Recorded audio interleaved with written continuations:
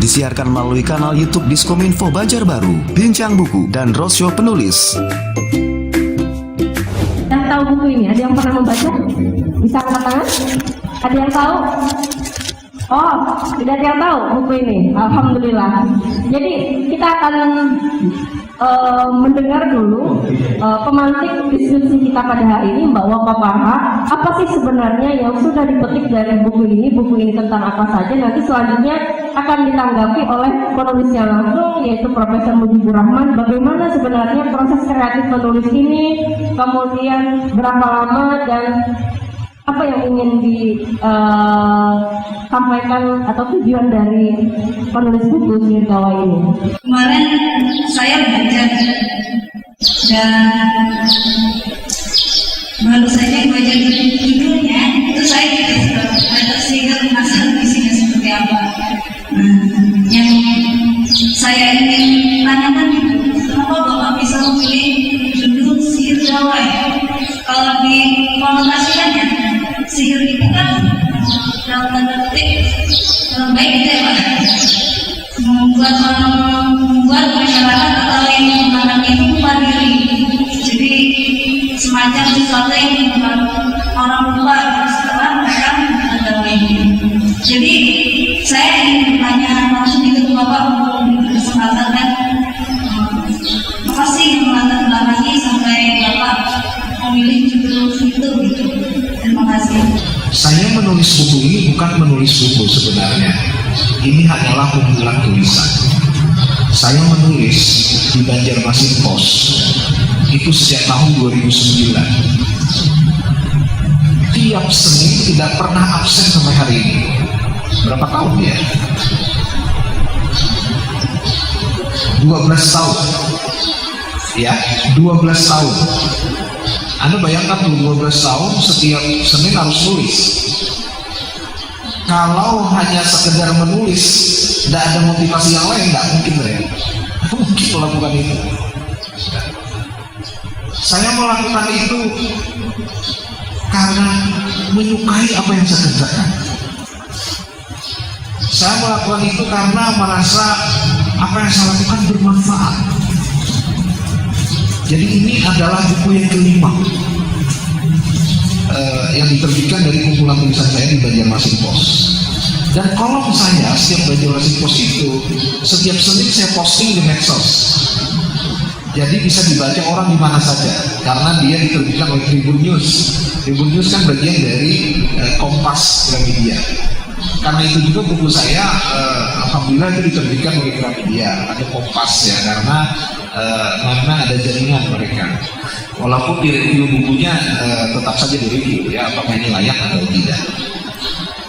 Nah, kali ini saya mengambil judul Sihir Gawai itu karena salah satunya karena memang tren masyarakat kita mengalami perubahan yang luar biasa setelah adanya ponsel ini, dan itu menjadi topik pembicaraan saya dalam berbagai kesempatan ya, baik itu dalam seminar, diskusi, sampai tulisan-tulisan populer.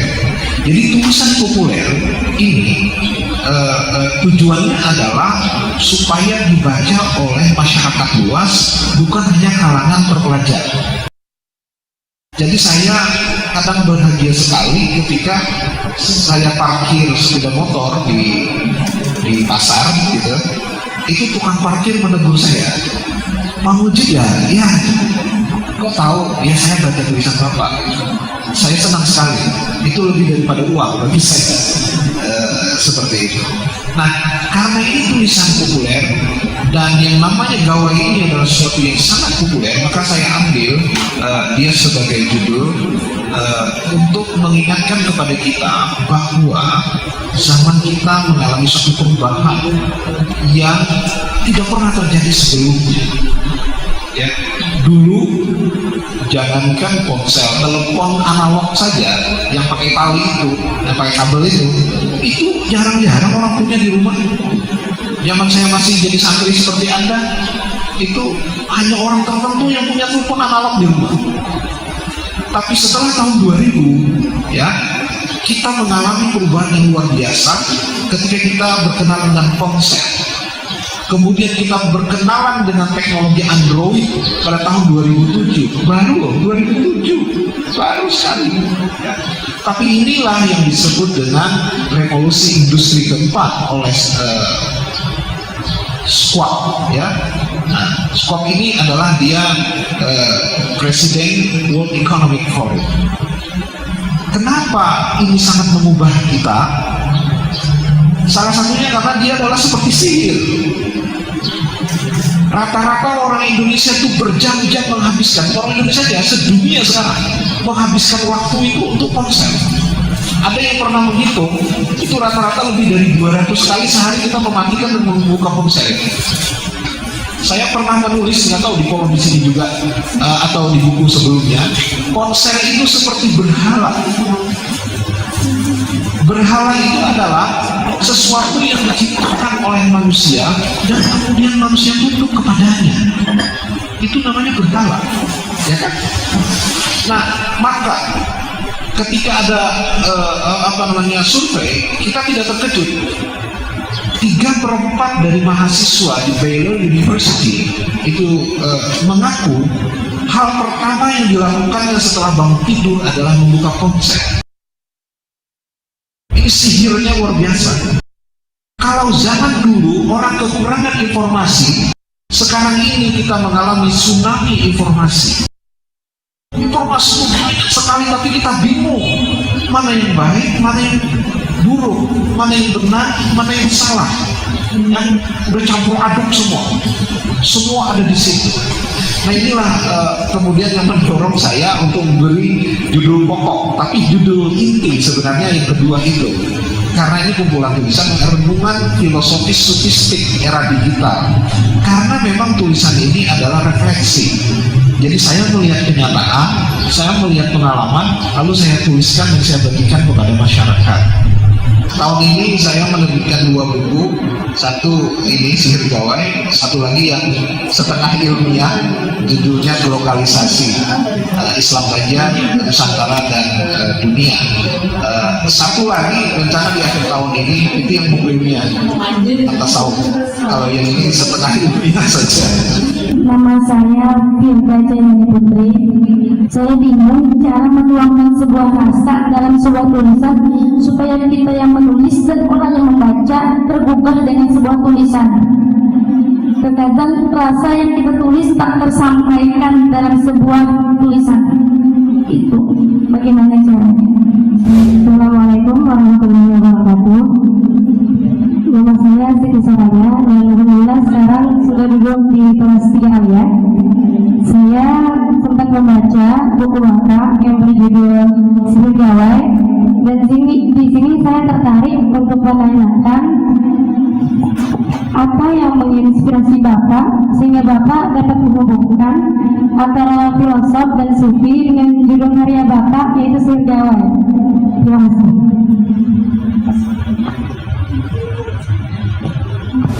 Assalamualaikum warahmatullahi wabarakatuh. Nama saya Sayyidah Asuna, duduk di kelas 2 Sanawiyah. Saya ingin bertanya, dalam penulisan artikel, terutama pada saat menjelaskan mengenai topik yang dibahas, bagaimana caranya agar kata-kata yang disusun untuk menerangkan objek bersifat lebih umum, yakni dengan maksud memudahkan orang lain untuk mencerna atau memahami kata-kata yang kita tulis. Karena menurut pengalaman saya sendiri, terkadang ketika saya menulis, orang-orang akan terjadi kesalahpahaman, entah tidak menangkap makna yang saya maksud atau seperti itu. Jadi begini, saya pembaca Hamka. Mungkin Hamka itu terlalu tua buat Anda ya. Sudah bahasanya agak kuno banget, tetapi waktu saya masih remaja Hamka masih cukup populer. Sekarang tinggal menjadi film ya. Misalnya Tenggelamnya Kapal Van der Wijk ada filmnya, Di Bawah Lindungan Ka'bah ada filmnya. Hamka itu seorang yang otodidak, belajar sendiri, dia gagal sekolah. Nah, saya perhatikan orang ini, saya suka membaca riwayat hidupnya juga. Dia menulis autobiografi juga tentang dirinya. Saya lupa judulnya, pengalaman hidup, apa judulnya, buku Hamka itu. Dia mengatakan begini, tulisan yang lahir dari hati itu akan diterima oleh hati juga. Tulisan yang betul-betul diekspresikan oleh pikiran kita itu akan menyentuh pikiran juga. Dan tulisan yang lahir dari perasaan kita itu akan menyentuh perasaan juga. Jadi bagaimana proses kita memproduksi suatu kalimat, ya, itu ternyata ada getaran apa namanya rohaninya yang tidak kelihatan, tetapi di situ ada. Dan saya kira itu terbukti, ya, bagi semua penulis seperti itu. Memang ada sisi lain. Ada orang yang memiliki frekuensi yang cukup memadai untuk menangkap sinyal kita, tapi ada juga yang tidak. Sehingga Jalaluddin Rumi misalnya, itu dalam pengantar buku saya Humor Perempuan dan Sufi, itu judul yang agak nakal juga, Humor Perempuan dan Sufi. Saya mengutip Jalaluddin Rumi. Rumi kan seorang sufi, penyair dan ulama besar yang sangat berpengaruh di dunia. Dalam bukunya Fihi Ma Fihi, di dalamnya adalah apa yang ada di dalamnya. Itu kan judul buku keren banget, Fihi Ma Fihi, ya. Dia mengatakan bahwa tulisanku ini laksana percikan api. Apabila dia menyentuh sesuatu yang kering, katakanlah daun yang kering atau kapas yang sudah kering, dia akan terbakar, dia akan menyala. Tetapi kalau dia percikan api itu jatuh ke kain yang basah, maka percikan itu akan sirna.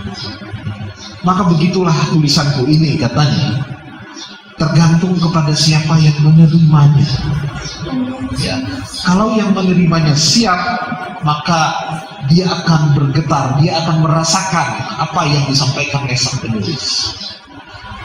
Tetapi ada satu hal lagi di sini yang penting menurut saya sebagai seorang penulis, entah itu fiksi ataupun penulis prosa, yaitu otentisitas, keaslian, al-asalah kalau bahasa Arabnya, ya, al-asalah, bahwa ekspresi, pengungkapan kata dan kalimat yang betul-betul asli dari hati Anda, dari diri Anda, itulah yang akan menyentuh orang lain. Bukan sesuatu yang kemudian Anda copy tiba-tiba dari Google, ya. Ini tidak berarti bahwa kutipan tidak akan mempengaruhi, ya, tapi kutipan yang jujur, bukan plagiat, bukan penjiplakan, ya. Jadi sesuatu yang murni, yang asli, yang lahir dari Anda, itu akan mempengaruhi pembaca. Karena setiap orang itu adalah sama sekaligus berbeda. Setiap orang itu sama sebagai manusia, sebagaimana pembaca adalah manusia dan penulis adalah manusia. Tetapi pada diri tiap orang itu ada keunikan. Jadi kalau Anda membaca tulisan saya, sering baca tulisan saya, lalu tidak tahu lagi penulisnya siapa, tidak ada penulisnya, Anda, wah ini kayaknya tulisan kamu gitu. Anda akan tahu, ya. Kalau Anda sering membaca kitab Imam Al-Ghazali, lalu membaca kitabnya siapa? Ibnu Arabi, bidang tasawuf, Anda akan tahu, oh ini Ibnu Arabi, ini Al-Ghazali gitu. Karena keunikan tiap pribadi itu memang ada. Tidak ada yang abadi dalam kehidupan ini kecuali perubahan itu sendiri. Itu filsafatnya begitu. Perubahan-perubahan. Maka kalau kita bicara revolusi industri pertama, kedua, ketiga, keempat, tak sampai kapan, dunia terus berubah. Dan ini benar. Kalaupun berkuasa terus, ya mati juga kan Firaun, ya. Maka saya kembali kepada agama. Dan agama yang saya tertarik itu adalah sufi. Saya ini sufi, suka film.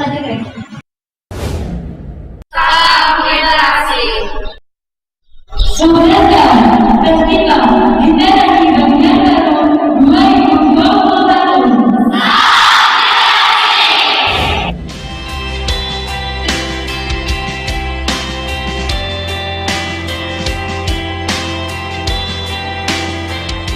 Assalamualaikum warahmatullahi wabarakatuh.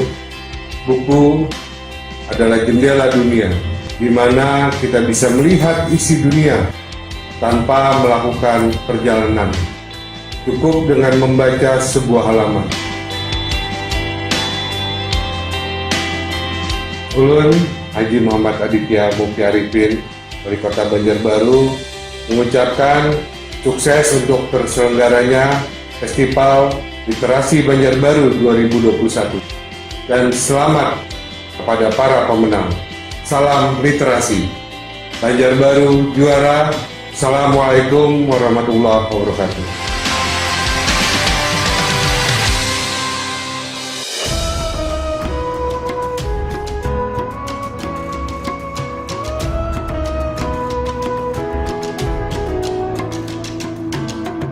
Membacalah untuk belajar, tuliskan namamu di jendela dunia, kembangkan nalar dan daya kreativitas, mengukir jalan yang indah, tusuk persilangan budaya kita berbicara.